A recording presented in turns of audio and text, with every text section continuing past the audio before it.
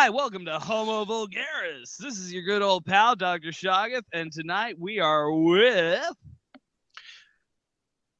Your gracious... fuck intros. I'm Pinback. Our co-host and special guest, Artif. That's me.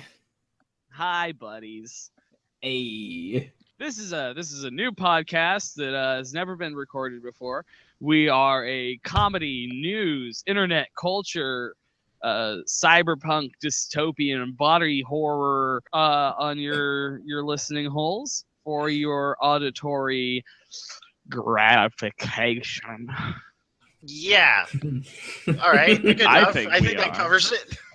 I want to gratify you, audience. I want to make you feel really good about yourself, about your body, about what's happening inside your body. I want you to feel good when you hear our voices. I want to put a little tingle in your dingle. Unless I'm mistaken, we are all heteronormative, cisgendered white males. I am technically bisexual, but not strongly. I've sucked a couple dicks, but not to get out of my cis privilege. Yeah. No, but I think given the political climate... Yeah, we probably don't want to get too offensively political. Well, it's not that I want to get offensive, it's just with the occasional I would prefer to say zero things that people on the alt-right say all the time. Yeah. Unless it's funny. I mean, I'm going to say a lot of things that alt-right people say, but I'm going to do it in a sneering tone with, sometimes when I see a woman, I just start kissing. I'm attracted to beauty. It's like a magnet. Grab him by the pussy. When you're famous, you can do anything. Oh, yeah, that did happen lately. That didn't it? thing. Yeah. The thing that's dominating our political discourse when a major political candidate for the position of the most powerful man in the world came out and was like, to a lesser Bush family member, I love sexually assaulting women. But that's just locker room talk. He's a Grover Jerry. We all do locker room talk, don't we? I mean, here in the Homo Vulgaris locker room, we spend a lot of time talking about how we like to put our digits up in the wet spot when we aren't invited to it, because the secret ingredient to sexual gratification is a lack of gratification, frankly. I am no-fap, and I also molest women. I don't want them to come, and I don't want me to come. I'm always edging. I'm always right on the verge of orgasm at all times. That's how I assert my masculinity. You gotta always be at the point where if you like tap on your dick like shave and a haircut like Doom, it'd be like splurt, splurt. All right. This is a good point to put the Fez by Steely Dan, but it's too early to do a song. It's never too early to do a song. Nah, you should do at least 5 minutes before you do a song in your podcast, I think. Has it not even been 5 We minutes? talked for... No, I know. It feels like an eternity with you guys, but... Yeah, that's the thing about working your way into a new medium. You're really conscious of it. Until you've been doing it a while, it's kind of like sex. You're really self-conscious and nobody's enjoying themselves. Except podcasting's easy. Anyone can do a podcast. But not everybody can make their significant other experience le petit amour. Well, I don't know about that. I know that my smooth baritone is compelling several, if not all of our humble viewers to orgasm. Yeah, we started podcasts to make our viewers come. It's actually a secondary objective of this podcast is to provoke ASMR reactions. So people will go online and defend them as not sexual, even though I'm sure several of them are. Well, we're just taking the Donald Ivanka kind of approach. Dude, whoa. Donald Trump doesn't give a shit if Ivanka comes. I bet he does. Let's be real. That's why That's why she's so sweet on him. Nobody makes her come like Daddy. Edit that out. Daddy's gummies. Daddy makes me come the best. Ivanka and Donald are literally like one of those hentais that you don't tell your friends that you watch. But somehow you get the feeling they know you do. Yeah, that's America right now. I hope Otosan notices me.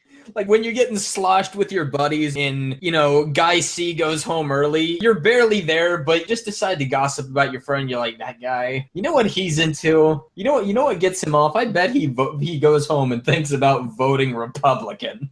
That's the worst kink, and I will kink shame that. I'm a progressive liberal man. I am a male feminist, the most powerful kind of feminist. I'm into that, I don't mind saying. I'm kind of waiting for the day when someone tries to defend pedophilia along those grounds, which isn't to try and draw a false equivalence, but there's always going to be someone. Every dot will have someone trying to connect it, and I'm kind of waiting to see how long until that happens in a way that kind of gets picked up by the larger collective unconscious. It'll happen. I mean, yeah. When it comes to justifying pedophilia, I'm sure it's not too far off, given how much we saw false lines and strawman arguments being drawn to pedophilia in the whole gay rights thing. I hate these false lines. Marrying dogs next. My daughter. Yeah, you're right. I guess. Want it? No, you're a baby. You're my daughter.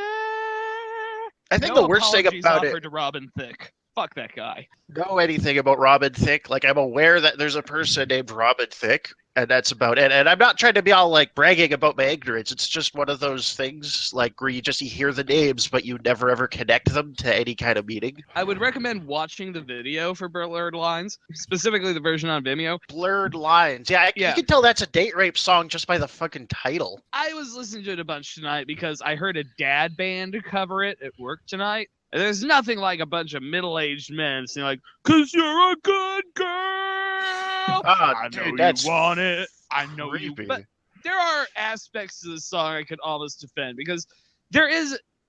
I don't think he was trying to write a date rape song. I think he was trying to write a song about a sexually repressed girl who's coming on to him, and he's just I don't know what you want, lady. Yeah. But that's something that you'll have in a lot of those forms of media, and a big problem is that you take something like that and divorce it from context. Of course, people are going to make their own connections. Sexual ambiguity is out. You got nobody to blame but yourself at that point. Yeah, and in 2016, you don't really have an excuse to know whether or not somebody wants to fuck you. Unless you're famous. When you're famous, they'll let you do anything. It's such a catchy song. That's the thing I hate about it. Every time I hear it, I'm like, oh god, this song's disgusting. The next 2 days, I'm going around 'cause you're good girls. God! It doesn't even have a bass line. It's what if Prince was a sex predator instead of a sex god? What if the song is basically what if Prince didn't know that women wanted to fuck him? If there's one thing that Prince knew, it's that Prince knew that women wanted. There were no blurred lines with Prince. Prince never had to worry about does she want to fuck me? Because Prince always knew. It's hey, look, I'm 5'2". I am made of twigs. And music. If Leonard Cohen and Prince had ever done a collaboration, that nobody would have sex anymore because they would have killed sex. They'd be well, no sex for anybody. These two guys just owned sex. It's literally in their will. They get to give sex to their children in their will. Just like Donald Trump. Blurred lines. They are tremendous. I love Donald Trump's syntax and his way of constructing sentences. He's such a fucking retard god. Oh, okay. So on to the events of the day. Hey guys, how about the fact that the most powerful person in the world for a minute looked like it might be a person who embodies pretty much every quality you can ascribe to evil in the world? Par for the course. It's something I've been reflecting a lot on lately. I think watching this drama unfold over the last several months has been a really introspective journey for, I'm sure, not just me, but a lot of people. And especially our beautiful listening audience. And if they feel introspective, they should contribute to the upcoming Patreon. Oh, absolutely. Also, I'm going to be smug. I'm going to disagree. I'm going to say I saw this coming years ago, and I didn't expect it to be this dramatic.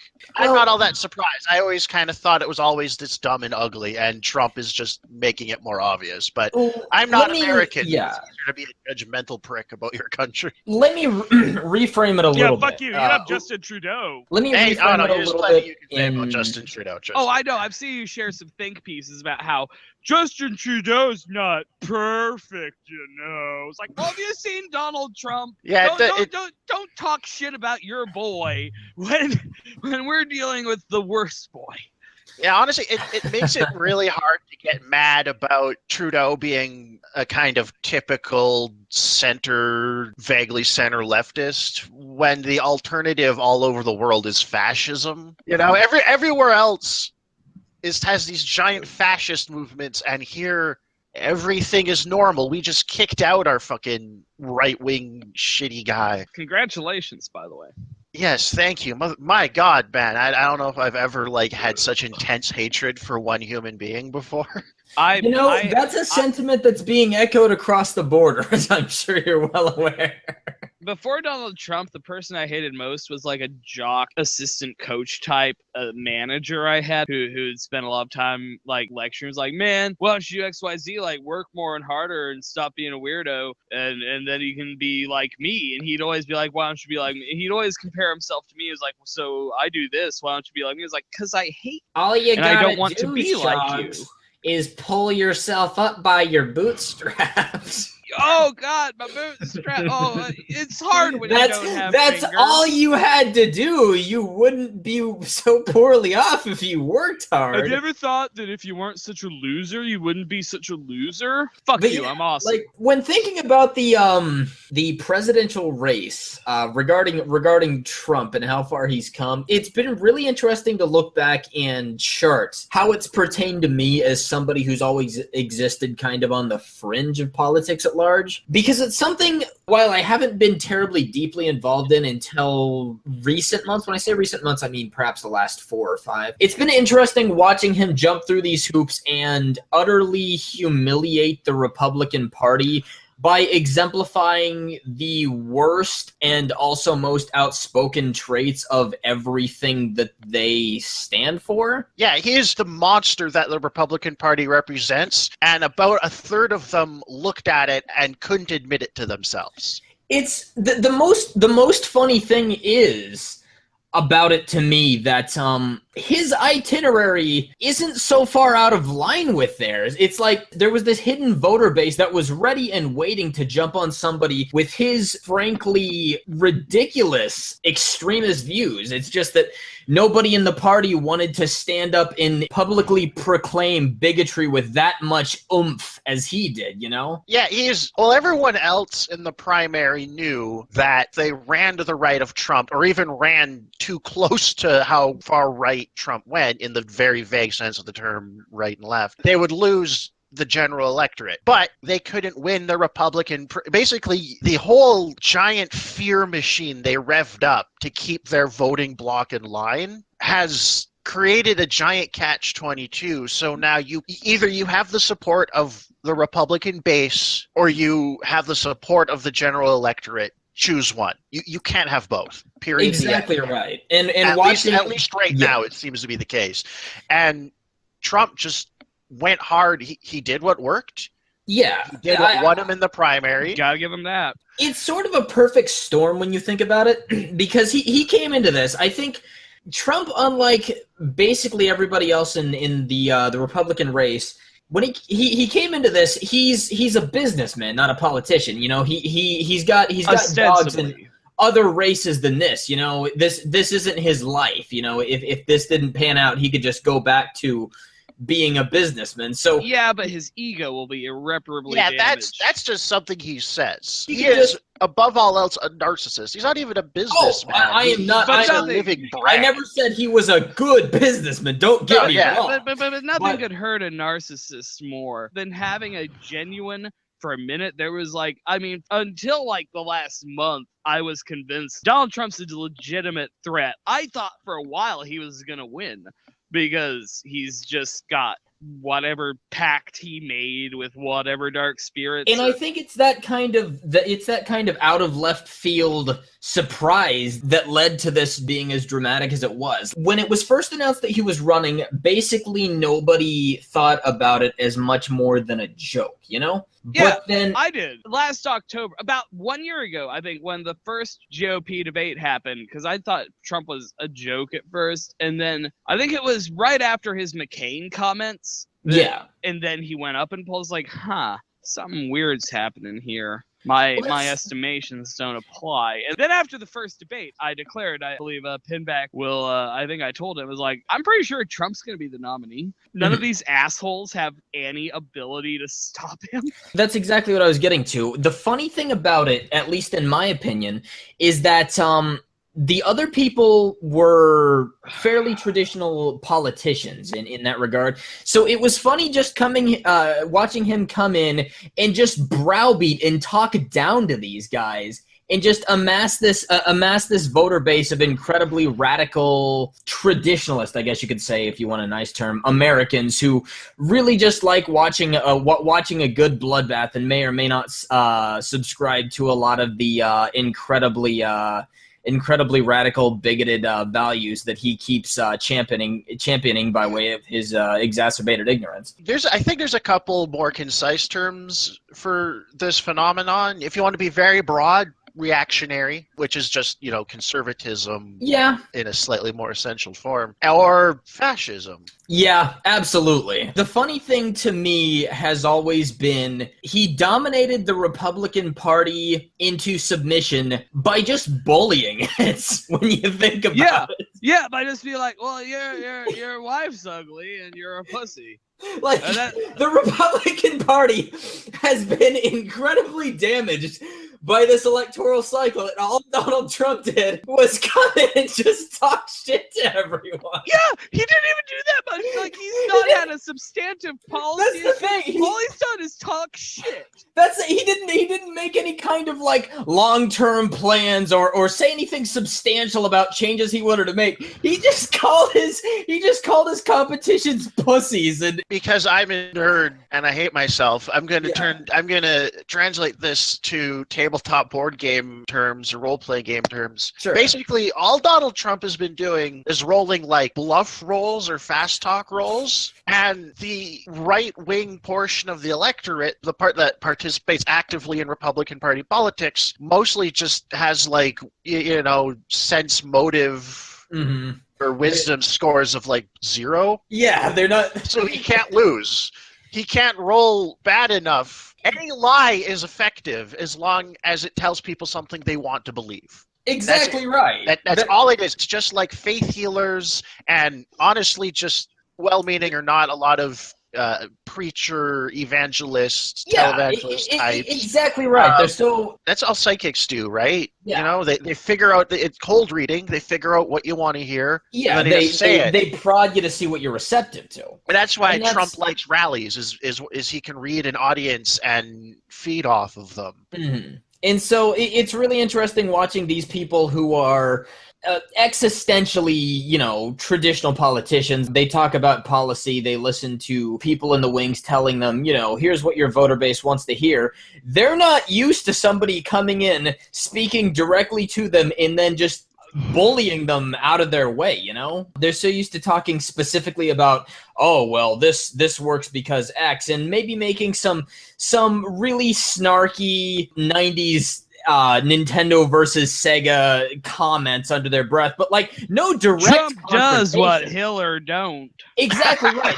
They're not used to the direct sort of confrontation that Trump just comes in and lambasts them with, Well, Trump is messy. Basically, when everyone else is talking to 80 advisors and poll people and exactly right. All of the thought and planning. Yeah, these guys are like, they're doing politics like you would fight World War II, with just an elaborate logistical system and all of this preparation and planning. And Trump is just a caveman with a big stick. While they're still planning 8 moves down the line, Trump is disrupting everything right in front of them, and they don't know how to react fast enough. Like, the ways to deal with Trump weren't that difficult or complicated. I mean, even considering how much more room to maneuver Hillary Clinton has by not having to get Trump supporters to vote for her, just everyone else. Just Jeb supporters and John Kasich supporters and maybe Ted Cruz supporters, but probably not. God, Ted Cruz! What a pussy bitch fucking little... Jesus! Like, I always hated Ted Cruz. I hate him still. I hate him almost as much as Trump, but I respected him more than Trump, you know? Like, Ted Cruz is a disgusting person, but he believes his disgusting shit, and I can kind of respect that, you know? He was the only... He has any real beliefs, either. Ted Cruz does. Ted Cruz is the only candidate for the Republicans who's driven by genuine ideology in this race, I think. He was the only one that actually believed this shit, except maybe John Kasich, but John Kasich really was just looking for a hot meal and a nice place to sleep. Yeah, John Kasich was just like, he was basically doing like a book tour and restaurant tour. John Kasich that happens to also be a campaign to be president. John Kasich is a hobo. He's a political hobo. Yeah, that's true. This whole race has reduced me to things like, and I was gotta get the mic close to my face. My reaction to this political primary for the last year has been like, okay. Almost sounds like Shinji Ikari in the opening moments of the end of Evangelion. It was like,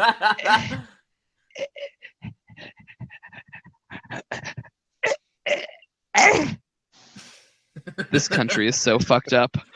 It's been fun watching that unfold, and it seems that no matter who you talk to, they have an incredibly negative opinion of the electoral cycle as a whole, and it seems almost everyone is consumed of the idea of no matter who wins, we lose. But it's interesting that no matter how frequently, no matter how often you see that opinion expressed, to this day, we're still locked in this supposedly oppressive bipartisan system that propagates this sort of nonsense. Well, right now our choices are basically Sheriff John from Robin Hood versus Grendel from Beowulf. Mm-hmm. We have a choice between Sauron and Sauron. Exactly right. Like, I'm registered to vote, but I will say that never before have I felt so thoroughly disenfranchised. Yeah, there are things I like about Hillary Clinton. I as a male feminist, the most powerful kind, I respect that she's a strong, independent, and very intelligent. If she wins, she might be the smartest president we have ever had. Hillary Clinton is an insanely intelligent person. But she's also like an evil sellout. Like that's my big beautiful young girl. There was a beautiful girl, a beautiful woman inside of Hillary Clinton who used to really Goldwater girl. I don't want to give her shit for that because I'm just teasing. We all had shitty political opinions when we were fucking in high school. She was a kid, but it wasn't her political opinions were bad, but her desire to be a public servant and make those changes is admirable. And she picked the wrong way, and she keeps picking the wrong fucking way. And she's old and she's sold out. I think there's still a spark of that in her. I think if she had real power, that spark might come back. I will say, but I'm not going to vote for her. I will not begrudge anyone for eventually making the right choice, because at the end of the day, you know, if you change what you believe to be right, it takes a certain amount of bravery to not pridefully harbor the same incorrect beliefs. But what I will say is that I am so consumed of my dislike for her because of how disingenuous she is, and how completely lacking in terms of any kind of personality or belief besides what gets her votes, you know? I think her biggest problem is that she understands that you have to say a lot of shit you don't believe to be a politician, but I get that, just but internalized that. Nobody is quite as transparent about that as her, and because of that, she's terrible at it. I have no faith in politics. Because of her complete lack of personality or actual conviction. I have no faith in her ability to stick to what now seems like a good idea, because she could just as easily flip it on its head tomorrow if she thinks that it'll keep her voter base secure. See, now a point where I disagree with you there. I think that her personality has been consistent her entire political career. Her views change, but her personality never changes. The key to understanding Hillary Clinton is to zero in on her personality and her values and her I'm absolutely not talking about her personality here. I'm talking about the stances she takes on certain political issues. Those are incredibly volatile, and I don't believe, by the way that she's been acting, that she has any concern to stick with what seems like a good idea today. Her foreign policy is monstrous, and there is no war she doesn't love. Mm-hmm. But I guess the advantage she has over Trump is she likes neat, organized war. She doesn't like random, like, just chaos bombing. Like, if Hillary Clinton's going to kill a bunch of mud people, she's going to do it for very specific reasons. And she's going to have a plan on how to commit this genocide. Sure. Whereas Donald Trump just wants to, God, I'm worried that the next president of the United States might bomb somebody over some over Twitter shit posting. Mm-hmm. Funniest thing about Trump in that context is how oblivious to the implications he is. He's just like, yeah, why not, right? It's just bomb. Also, he glibly brags about sexually assaulting women. Yeah. To a lesser Bush. But honestly, Jeb. I can't... A Bush that's less than Jeb. And how can you be less than Jeb? Well, by being Billy Bush. I love how there's no branch of the Bush family so low, Trump won't find a way to destroy it, even if he reaches back a decade through time and space. And it's funny when you consider that the Bush dynasty, because that's really what it is at this point, it's surprising that it can go lower considering how generally loathed in America it is today. Like, when you talk to the average American, I think the only family looked at more loathingly than the Bush family is the Hitler family. Which Prescott Bush was a supporter of. The Bushes literally have connections to Hitler. Don't the Kennedys too, though? I decided I was not going to vote for Hillary when it seemed like Jeb Bush was going to be her opponent. It's like, well, if she can't beat Jeb Bush, the biggest fucking... I don't like this word, but it's the only word that applies. The biggest cuck. Hey, I knew you were gonna say cuck. Okay. It was Jeb Bush is cuck or beta. Jeb Bush is the reason that the word cuck was invented. You're describing one of those so-called never Trump Republicans who act like Trump is really all that much worse than they are, or if you're describing one of those Republicans who then turn around and bet knee to Trump, I think those are the two situations where the word cuck is, it's still crude, but it's appropriate. It's a little less appropriate for the Bushes, though, because Jeb has not bent the knee, and I respect him a little that, because, I mean, Jeb's a daddy boy and a mommy boy, and Donald Trump really went on stage was like, your brother did 9/11, your dad sucks, your mom's a whore, and Jeb, and he said that shit about Ted Cruz as well. Fucking Ted Cruz. Fucking Donald Trump was like, your wife is a fucking dog, and your dad probably helped kill JFK.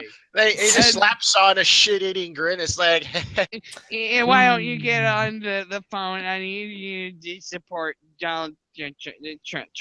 Please clap. Oh God, the police. I'd like to tell our viewers, I am starting a line of clothing that's going to be Jebwear. Up until 2020, we are going to be making more Jebwear. If you are down with just the tragic sadness and cuckness of Jeb Bush, the saddest man to ever run for president, buy my shirts. We'll put a link in the description on the SoundCloud and in the iTunes and in the Stitcher and whatever fucking Android assholes use. Fuck, I don't care if anybody who uses an Android phone listens to this podcast, honestly. You can all go die. You don't even have a real podcast app. Jesus. Except for Artif, who I assume uses an Android phone. Oh yeah. Yeah. Should I go like beat my dick with a hammer? A little bit, but you're my friend, so only lightly. I mean, what? Oh, okay. This is about politics, not OS debates. Right, you guys ready to rerail this train? Say, as a bit of an aside, I feel like I'm a bit uninitiated and casual to this discussion. Could somebody please explain to me what this whole subgenius thing is? I am a member of the Church of the Subgenius, and I don't mind using this as a platform to promote my religion. Look, friends. There is a conspiracy. The conspiracy is real. There is a conspiracy of people who want you to work a 9-to-5 job or a 9-to-4, and then you have 2 hours off, and then you work 5 to 11, and then you go to sleep for 4 hours, and you work 9 to 5 again.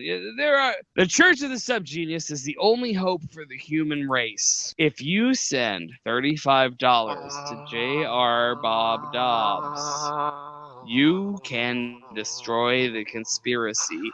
And when the men from Planet X come with their UFO death rays, you will not be destroyed.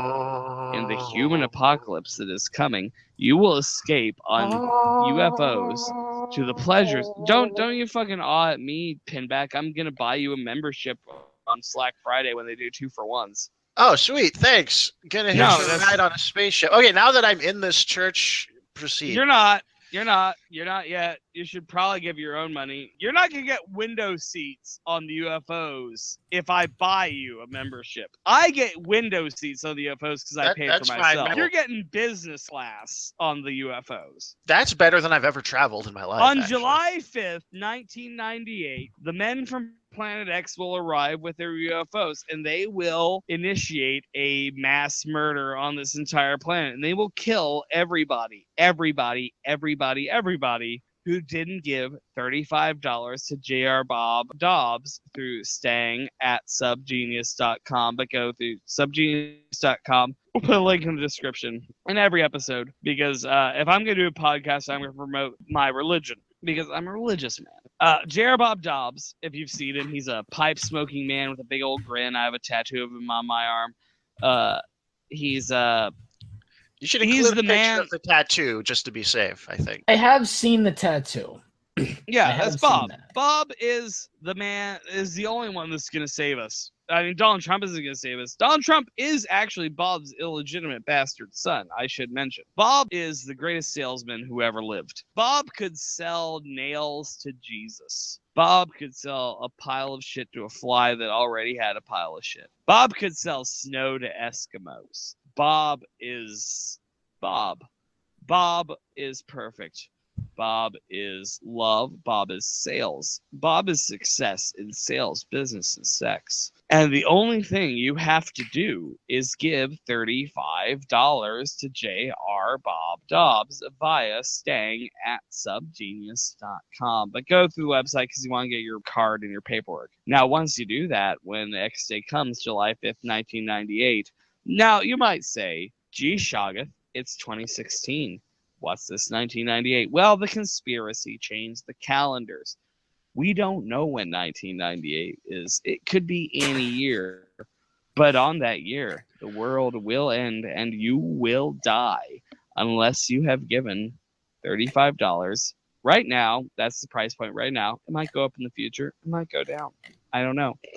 But if you haven't given your money to Bob, you will die. And so, I can't save you unless you give money to Bob. Stepping back from all this, I don't mean to tread I met the woman I loved through this religion. It's like taking an opportunity to pimp your Subgenius podcast. Yes, check out Thorazine Urine Podcrust, the at least third best Subgenius radio show on the internet. We are not as good as Bob Slack's Time Funhouse. Nobody's as good as Susie the Flusy. She's a goddamn genius. I would never compare myself to her. All right. Okay. So I just drink and yell into a microphone. She's a collage audio.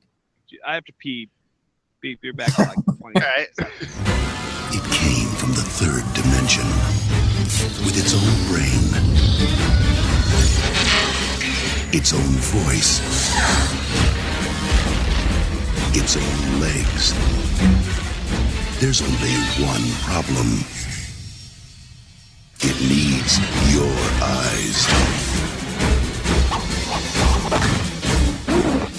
Virtual Boy. See it now in 3D. What interests me about VR is that there's a generation, or at least a portion. There's a group of men who are working to replace women with Oculus Rift anime bitches. Now that the systems are finally landing and coming into consumer hands, it's been interesting watching the drama and the stipulates around them unfold. Insofar as specifically watching developers come up short of ideas for what they posed as the next big evolution of video games. What I mean by that is, despite the fact that it's out there and it's finally in the hands of people, all the games that are coming out are essentially just glorified tech demos and neat little things to fuck with.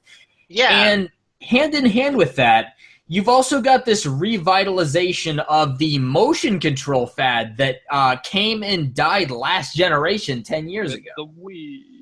Exactly right. When the Wii did it so bad, killed a perfectly good idea with its shitty execution. I don't know about that. I think it executed it so well that everyone got their fill, as you can see by how many Wii shipped, and now everybody's bored of it because it's been done. But see, I think the Wii did so well because grandmas just wanted an exercise machine that could. They tapped into a crowd that they tapped into a crowd that didn't know they wanted video games. Yes, grandmas. That is the Wii market. Weird. But all of my grandmas had Wiis. Yeah, how many grandmas do you have? How that worked out for her. All of your grandmas. How many grandmas do you have? That's confidential information. 4? You don't get to know. But yeah, I'm saying what were you not saying? Not all of them are alive, so the Wiis didn't work out that well for them. Well, I was just saying, what's really weird to me is every time they have one of these new gimmicks, every single game that comes out for it is just a gimmick. Why does no one sit down and develop a real video game that demonstrates what one of these things can do? Why has it never occurred to anybody to do that anytime they ever launch one of these things? It did occur. There's games like Red Steel. The Wii was a whole console, but I'm referring to the PlayStation Eye and the Move. And and every time you have one of these control enhancements or new peripherals, you see that for several years after it comes in. Companies more concerned with demoing the tech and showing off how neat it is instead of making an actual game that people will enjoy playing now and years later. You know, this is the kind of shit that gets very old very fast.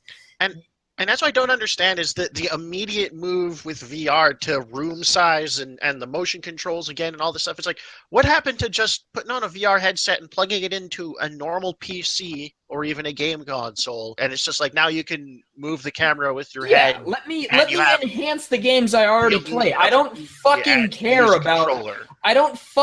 about waving a PlayStation Move controller around and pretending it's a gun or pretending that I have hands. I want a compelling illusion of depth, and I like the idea on top of that of being able to just turn my head to look at something that's like a little meaningful. See, you make the fundamental mistake of assuming that VR is about gaming, and it's not. It's about pornography. What I want is meaningful ways to increment on the games that we the games that we already have that have had several decades of development.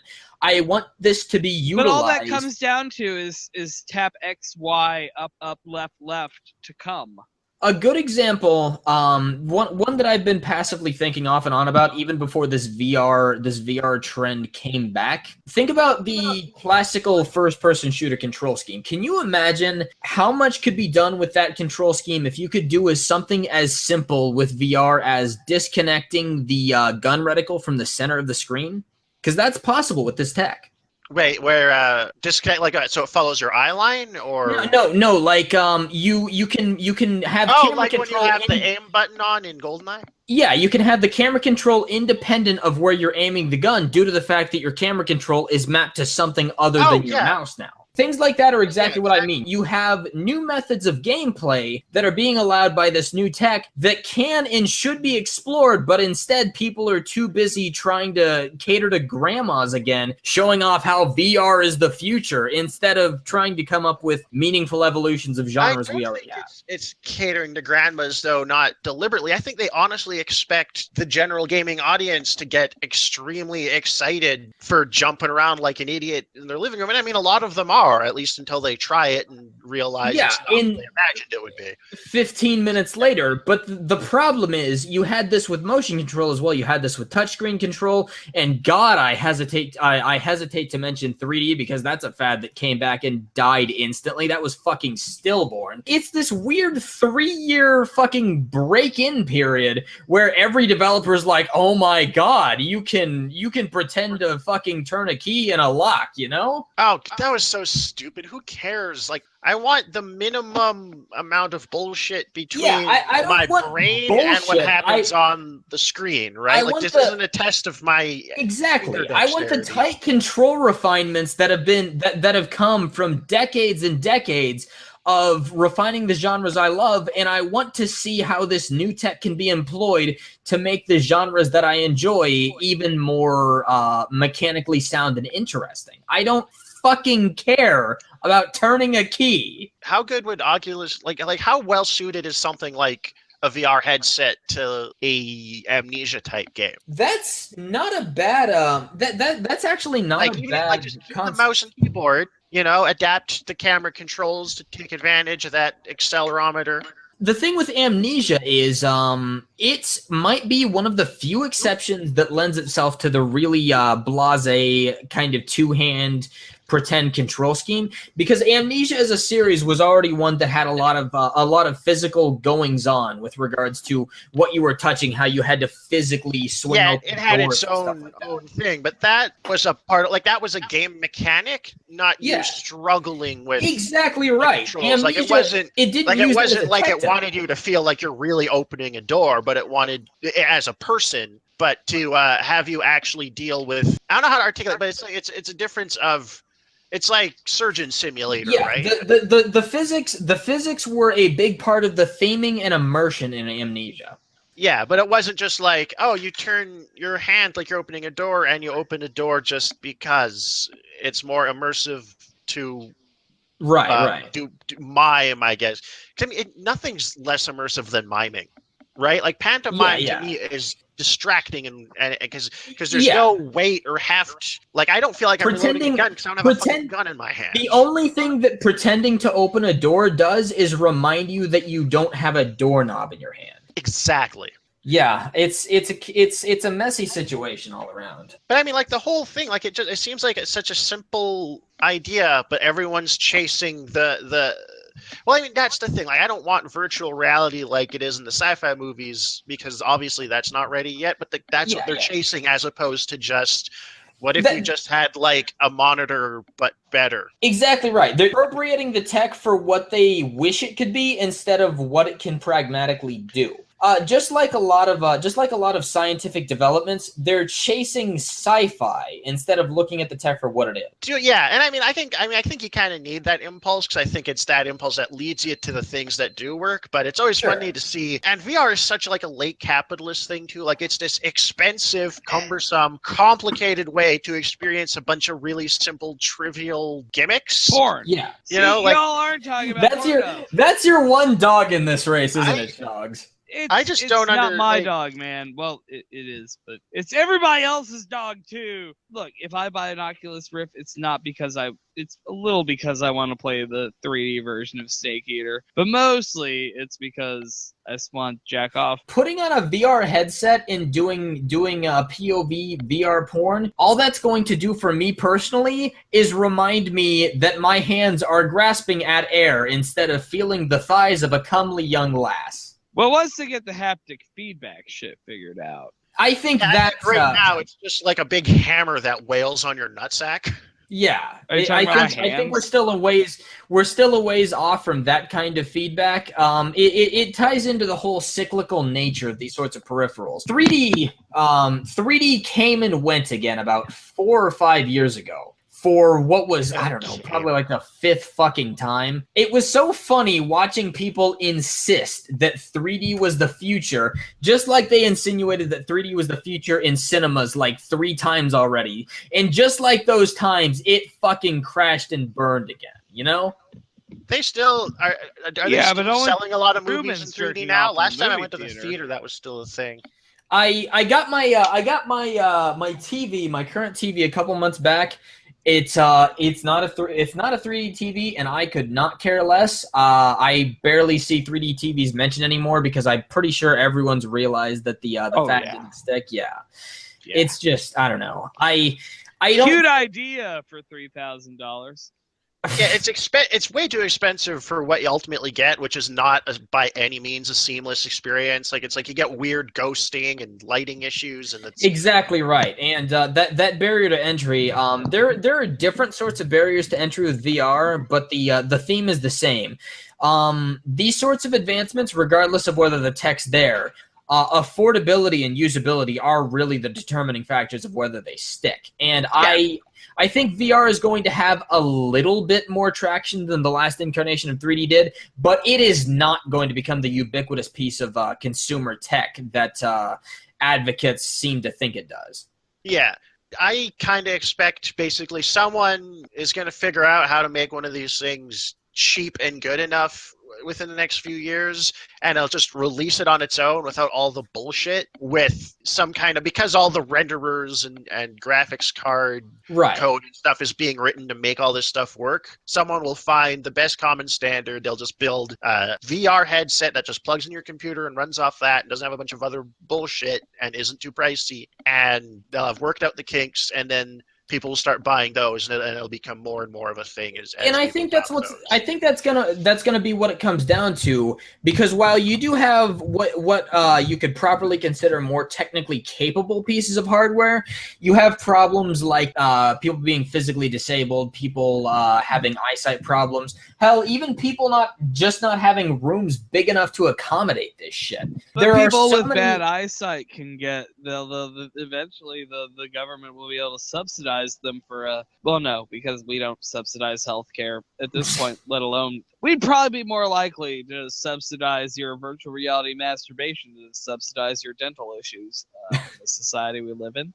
If they want to push VR porn, what they need to do is push to the porn industry that this is their chance to revitalize the technology behind the fleshlight and make it feel more like the real thing. The porn industry is waiting for it. But the thing about the porn industry you have to remember is they only know video. This is the first time that continue talking. I'll put my microphone down. I'm just not sold. Yeah, that's the thing. It's not nearly as revolutionary as people make it out to be in terms of how it actually impacts your experience. So it has to come down and cost quite a bit for the modest change in the nature of the experience becomes really justifiable. Before I can see a good demonstration of how this will substantially affect the way that I traditionally play games, developers need to get it out of their head that they should just keep making fucking tech demos and show me how the actual games that I enjoy playing will evolve with this technology. Yeah, they know these things are tech demos, right? Like, no one has deluded themselves into thinking that these aren't that different from games that have always existed. You know, a lot of them, they're just like pattern matching games and temple runners. And you see, now I'm wondering because rail shooters. Recall the way that the Wii fragmented the third-party developer base, how only certain people wanted to develop for it and other people just decided not to. I think there's a lot of companies out there who, because they didn't bother with the Wii, they didn't get that whole sensationalist, this is the future thing where they churned out like 5 games that were existentially tech demos. I'm wondering if there's a lot of companies that are just raving like that. Like, you think they didn't pay attention to the Wii and didn't learn the lesson? They didn't learn that lesson because they didn't deal with it, because like a lot of developers, they abandoned Nintendo because they wanted to work with the 360 and the PS3. Which, I mean, you really can't blame them. Oh, no, I'm not saying I can. I'm just wondering if they hadn't quite taken their lumps there. I feel like there's probably a certain core group of people somewhere, and they've all been in games since the 90s, and they're all futurists who just keep wanting these things to happen, and they can't learn when a bad idea is just a bad idea, regardless of how much technology you pump into it. Sensationalist really is the perfect word for it, because like I've met a handful of these people, and you try to keep the discussion with them as civil as possible, but you get the feeling that no matter what you say, they'll come with some very loaded, ham-fisted PR rebuttal to it. Because they know what they want to believe, and they will believe it regardless of what you tell them. That's kind of true of everything, though. Oh, without a doubt. That's ideology. Without a doubt. I don't disagree. But I feel like the kind of people who do get caught up with this sensationalist way of parsing new tech, time and time again, like it's happened several times, they're setting themselves up for disappointment. I don't know how they keep getting excited for things. The games industry is just amazing because, and a lot, actually, just like the larger tech industry to a huge extent too, it just runs on this giant hot air balloon of horse shit. Yeah, it's just people spending money on each other's crazy lies and fantasies, and because it keeps the money moving around, it just keeps going. It's really interesting because within the games industry, you basically have an entire sub-industry dedicated to propagating hype, you know? Yeah. Surrounding things like marketing practices, pre-orders, basically finding as many ways to get people to pay as much money as possible before the game is even in their hands. Between shit like pre-orders, season passes, things like that. You basically have a system where games are making most of their money months before the game is even out. It's been a really interesting development because it was a very gradual process. Because at first, back in the 90s and around the turn of the millennium, you had a system where basically everybody always bought the game retail when it came out. But then you had a slow evolution into the world of pre-orders, which slowly changed the entire landscape of how a lot of the big publishers do their business. And then you had another evolution of that to the system we're in now, where especially on PC, you have the whole beta and green light landscape. Honestly, I don't think that matters that much. I think the bigger, dumber trend is credible publishers selling content that might not even exist yet. Well, that's the brilliant thing games about before they come out, and like selling cheat codes, like just shit you don't even really want, but they try and leave you with the impression that it's essential to the experience. Well, that's the funny thing about it is not only are they committed to convincing you that it's an essential part of the experience, you're paying for a lot of these things not only before you know what they're like, but before the developers know what they're like. They haven't even made most of this shit by the time that you've paid the entire retail price for it. Dude, you have to have faith. You have to believe. Devs are in an early Christian state where, like, you know, devs are the apocalyptic preachers, and you just got to pick the right one. And maybe he'll get crucified, but you can always pretend he came back from the dead, and that No Man's Land will be good one day. No Man's Sky, I'm sorry. My sister's been playing that game. I haven't played it, but I've watched it. Like, this is like shit. I'm bad about video games. I only play Dark Souls and Sonic and Metal Gear games. If you're only going to play some video games, you can do pick worse. My franchises. Yeah, you could do a lot worse. You know, I would definitely personally argue that the Souls series and all its incarnations was the most significant IP to come out of the last console generation. Oh God, I lost so much of my life to Bloodborne recently. Oh God, I love Bloodborne. It was like, it's like dark. I'm a death ballerina. I am just dancing around this world with my whip cane, just like fuck you, monster, fuck you. Oh, you killed me. Oh, you killed me so much. I love games that punish me. I don't know how VR is going to punish us. I think it's kind of disconnected as a concept. I also don't think that Sonic is going to translate well to VR unless you have a really, really strong possession of your inner ear abilities. I think a lot of games like VR, it'll just like you'll have like in your 3D VR space, you'll just have like a window that opens up and you play a 2D game on it. Yeah, I don't think it's a series that should want to should want to overhaul itself terribly much to work with VR, because I don't think there's any good way that it would work with VR. Yeah, there's really nothing to be gained there, I don't think. That, and they should probably focus on getting the series back on the right track first. It was on the right track with Colors and Generations, but then boom happened. Here comes the boom to ruin a franchise. Well, I would say re-ruin a franchise. Well, you can ruin a franchise as many times as you want. Like, look at Resident Evil. How many times has Resident Evil been ruined over the last few years? I would say that Resident Evil dropped off after 4. It was ruined once, but it was ruined for a substantially long period of time. Meanwhile, Sonic is more like a sine wave. It has a lot of ups and downs. Well, there's ups and downs, and there's rounds and rounds. There's loop-to-loops, and yeah, no, I can't defend Sonic that much. But hey, Sonic Mania is probably gonna be the first game that I ever actually pre-purchase. I'm interested in. I might buy the special edition. I want the special edition. If I have a little cash to spare, I might, because that statue's pretty sweet. I've been interested in watching that project as it's gone along because of the stuff going on in the background of it. Because of Taxman and T-Lopes? Yeah, exactly right. I mean, you've probably played the Christian Whitehead versions of a. He's good. He's got those sweet physics down. And T Lopes, like I've been listening to his shit. I've been listening to Sonic remixes for years because one early memory I have when I was a little homeschool kid and basically Sonic 3 and Knuckles was the only game, and Rocket Knight Adventures were the only games I had. Oh my fucking god, I love. I was actually having a discussion with a friend of mine just the other day. I was like, Sparkster was so fucking cool. They need to bring him back again. They did, and it wasn't as good apparently. But that's why I said again. I beat Rocket Knight Adventure for the first time in 2013. That was one of the few games I owned as a kid. I couldn't beat it. I get really far, but I couldn't beat it because that game was hard as shit, and I loved it. That's one thing that pisses me off. That's one reason I kind of stopped playing video games, is they stopped being challenging. Like before, I played the BioShock games and BioShock Infinite, and I really loved so many things about the games. I hated that I beat them in a weekend in like 1 or 2 sittings.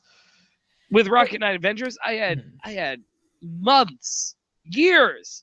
I had the game as a child. I only beat it the other year. That leads into another. That's what I like about the Dark Souls games, about Souls games. I miss when I was a kid. And I know I said like when I was we're back in my, but games used to be challenging. They used to make you fucking work for it. Well, that's the thing. Working for it. That was in most traditional cases, in most classic platforms, especially. A lot of that difficulty was an evolution of the arcade mentality where it was falsifying a sense of value by convincing people that there was more content than there actually was.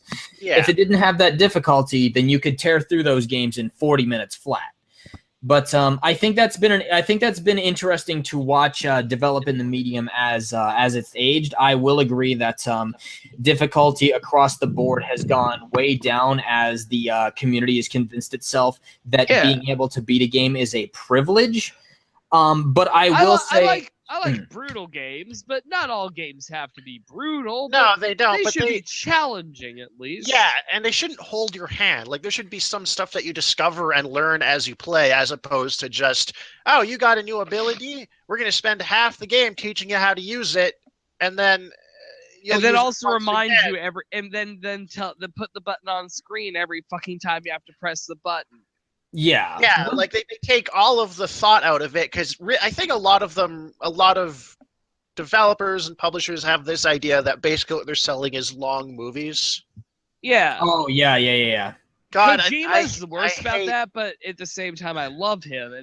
Kojima has a bad habit for that, but he also thinks when he works on the game part, he thinks about the game part as a game. Like Metal Gear Solid 5, Metal Gear 4 had probably the greatest control scheme and the game that has was ever always had. Interesting about Metal Gear Solid 4. For the 34 minutes you got to use it, it was the greatest game that ever. It had a massively overhauled control scheme. It's just you didn't get to see that much of it. But I really can't begrudge Metal Gear Solid 4 for that, because it had so many loose ends to tie up. So much, like, it was a game that was hugely cut down. I'll be honest, the only people I've talked to who have had a negative opinion of the cutscene ratio in MGS4 were people who hadn't played the preceding games. Except for Metal Gear 2, maybe. Metal Gear Solid 2, not Metal Gear. Right, I was going to to ask you to clarify. Yeah, I think Metal Gear understands. But even Metal Gear Solid 2 basically only dropped most of that shit on you at the very end. Well, whereas in Metal Gear Solid 4, it was like, oh man,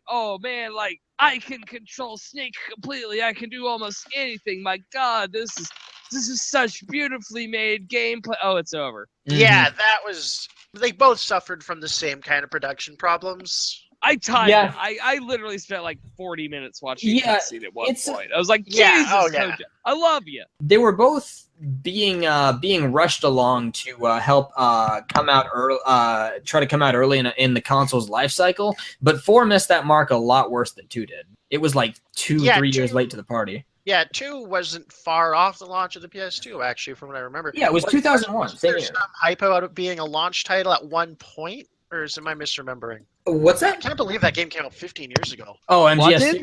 Yeah. Oh, shit. I only played it for the first time the other year. I played, actually, Metal Gear Solid 3 was the first Metal Gear I played, and it's still... Talking about tech demos? My favorite games in the world are Metal Gear Solid 3 and Sonic 3 and Knuckles. I really like the 3s. Yeah, 3s tend to be good in video Talking games. about tech demos, VR developers. I know literally all of you are listening to this podcast right now because we're the most important people you in the better world. be. If you want to know how to do a fucking tech demo, look at Metal Gear Solid 2 and how it pushed the PS2's tech and was also a game.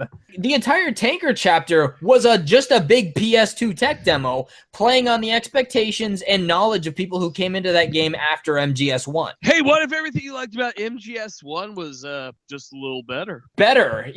There are pretend physics and pretend lighting effects. It's funny how so much of the quote-unquote technology on display there was just meticulously handcrafted instead of procedurally done. Like, yeah, because in PS2 couldn't actually just spontaneously generate the kind of things that could be interpreted. The kind of things that could be interpretively done with physics today were all like hand animated, like how all of the different things had specifically handmade braking animations. All the bottles and things. And how every single place in the tanker had dynamic looking shadows. Like when you consider the placement of the lights, the shadows made sense, but the shadows were actually just textures painted onto the floors by hand. Oh man. I love that stuff. That artisanship. That's what I like about Kojima games, despite all their flaws, is there's generally a sense of artisanship. Yeah, they're I'll talk shit about how he loves his cutscenes and shit, but I respect him. He's an auteur. He is one of the few video game people who is consciously making art. Yeah, and he's good at video games. Like he understands the gaming. Sometimes his indulgences go too far, but he understands what he's doing very well. He may be the only person in the medium that I could attribute the word auteur to without feeling like it's a pretentious over-designation. Yeah, he's the Tarantino of video games. Him and Ula are the ultimate video game auteurs. Let's talk about parallax scrolling. Why don't we? Parallax scrolling on a level you've never seen before. 500 layers. Jesus, I love Ula. Like, I took acid one time and watched Ula videos and read his website. I watched Jeremy's house demos on acid one time once, and it's beautiful. It's beautiful. He closed his YouTube channel? Yeah, he's got what is he on now? God, Daily Motion, I think. Yeah, he picked like the stupidest. The one thing that nobody uses, but thankfully somebody meticulously downloaded and re-uploaded all of his videos. So there's I was looking for him the other day. It's like I haven't heard about you, Lilia, for a while. What's he up to? I had a hard time finding him. It was like it shouldn't be this hard to find Lilia videos. But thankfully, Jeremy's house still got a lot of houses. He is an auteur. Like I respect him. I really respect what he's trying to do. I know it's insane and kind of stupid. If you consider Alla Lilia an auteur, I don't actually know if you play it. Would you consider Toady, the guy behind Dwarf Fortress, an auteur? Because I totally would. I am not familiar with him, but I'm generally pretty quick to ascribe artistry to people because I don't like the whole what is art? Is this art? Is this art? I hate that fucking argument. I think that trying to define what is or isn't art is the biggest useless. You would do yourself more of a favor jerking off onto your own butthole than trying to figure out what is and isn't art. That's one of the most... Everything can be considered art. I have reasons for considering what Ula Lilia does art. Like the fact that he is putting 500 layers into... Not 3D, into parallax scroll. Yeah, faux 3D. Scale. That's what he's into. And he's not wrong when he says he's taken it to levels no one ever has. Would have ever bothered to. There's no reason to. But he did it. Because he loves it and he wanted to express himself. And parallax scrolling and floaty physics and gliding jumps and extreme speeds and heights are how he expresses himself.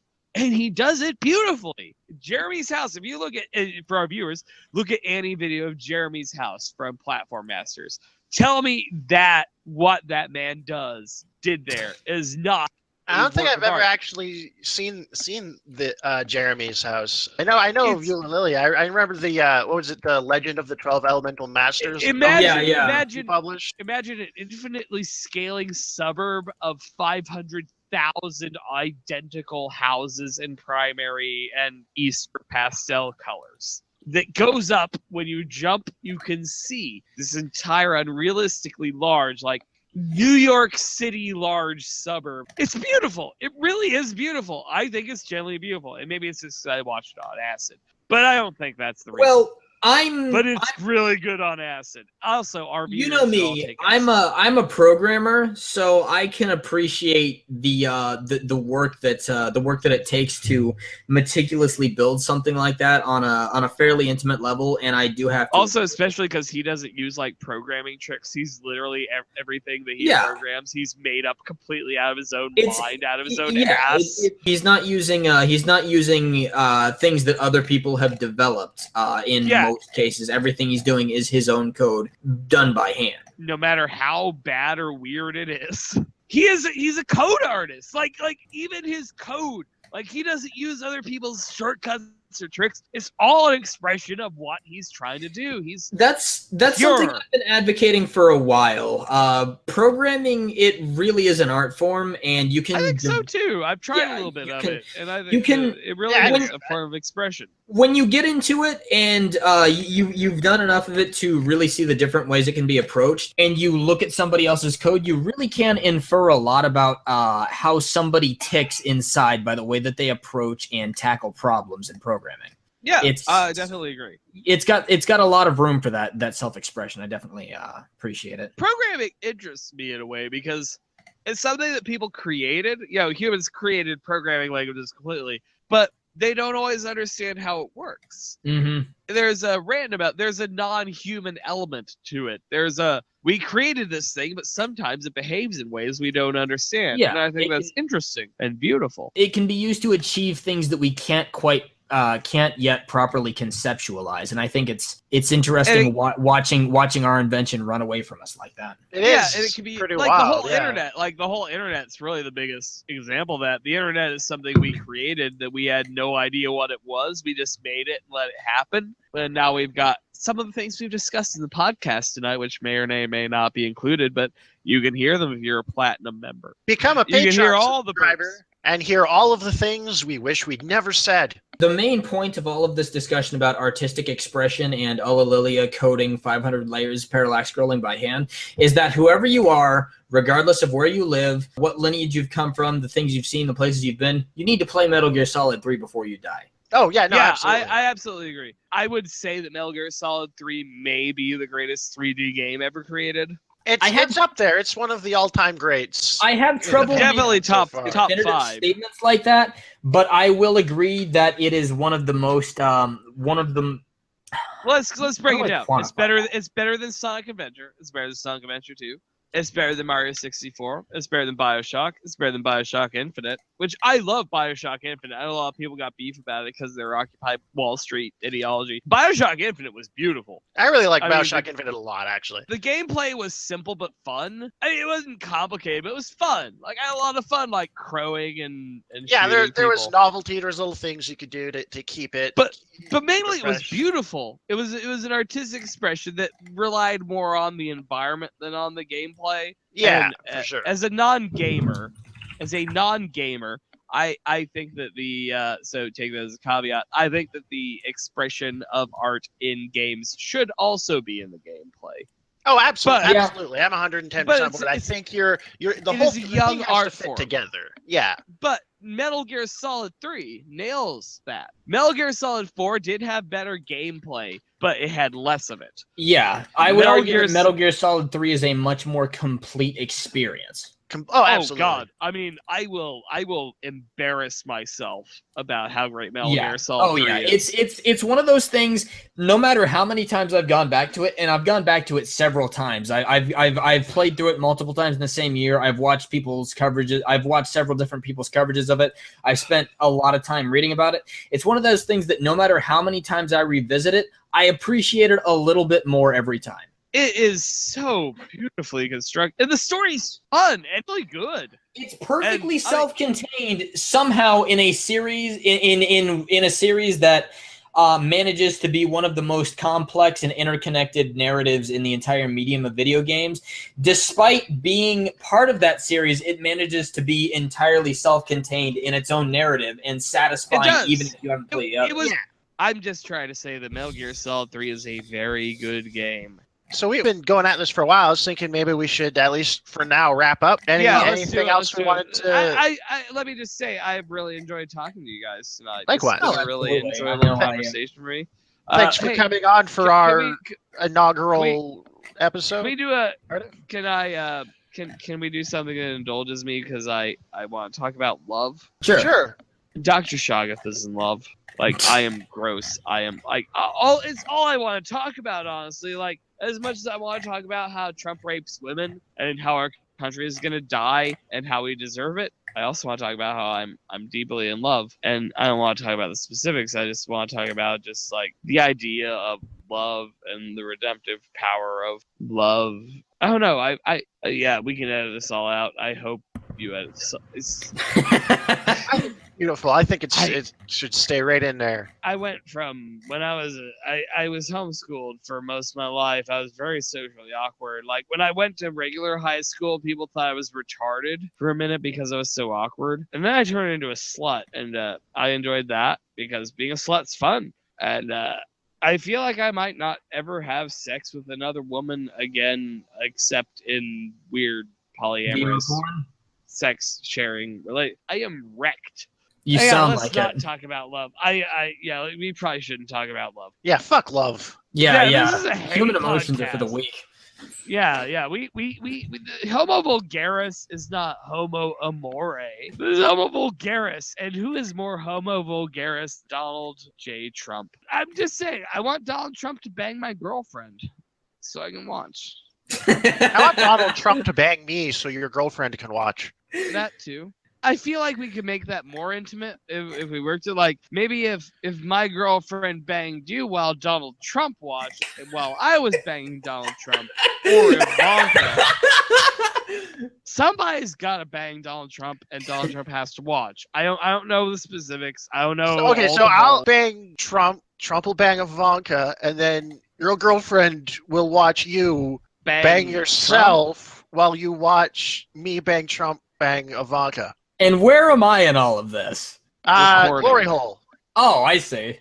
Giving or receiving? Both. It's a two-way hole. You're generous. Oh, okay. Artif, thank you so much, Artif. All right, so Shog's mic is dying, or his connection is dying. So I think I'll take this opportunity here to we can all sign off. Hi, Internet. This has been your good old pal, Dr. Shoggoth. That was your good old pal, Dr. Shoggoth. If you could understand or hear him.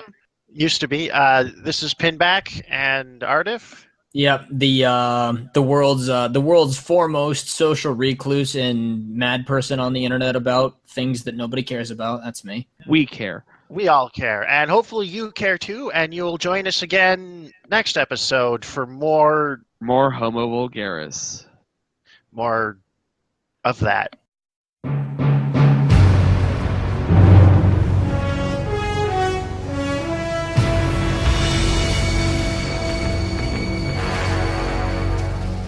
What a thrill,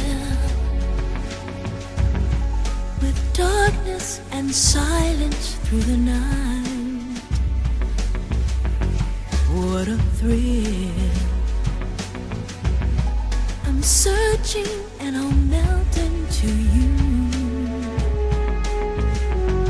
What a fear in my heart, but you're so supreme. I give my life, not for honor, but for you. In my time, there'll be no one else. Crime, it's the way I fly to you.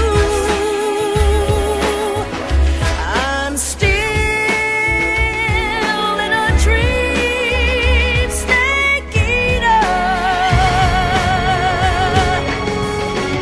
Someday you go through the rain, and someday you'll feed on a tree frog. This ordeal, the trial to survive.